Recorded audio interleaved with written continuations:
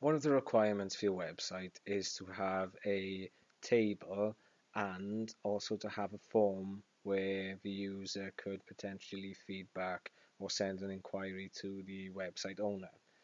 Now, I've set up on my contacts page a new frame, and within this frame, I'm going to insert a table, and that table is going to be 8 rows.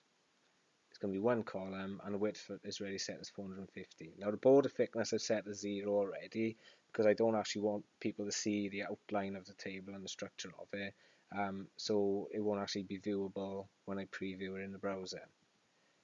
Now within this table, I'm actually going to then start to insert a form, a contact form of some sort.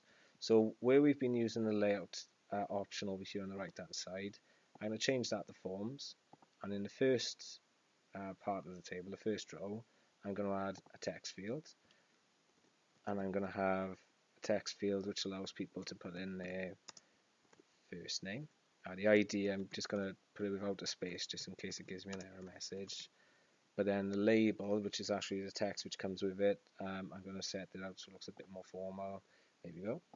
And I'm also then going to have a text field in my second row.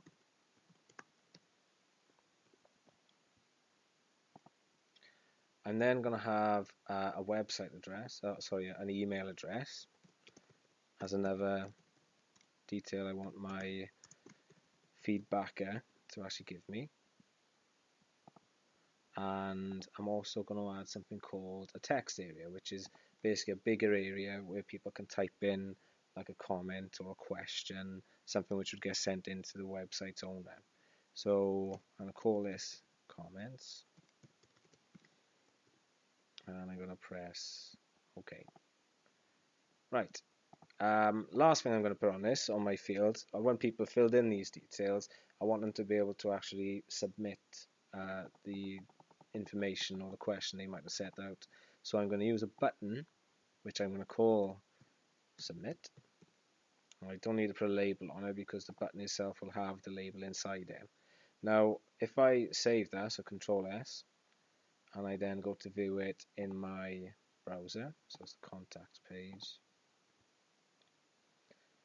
and then you'll see I am able to type in my first name, my surname, my website, my email address, James at blah blah blah, whatever it might be, and then I can type in quite a lengthy conversation within the comments area.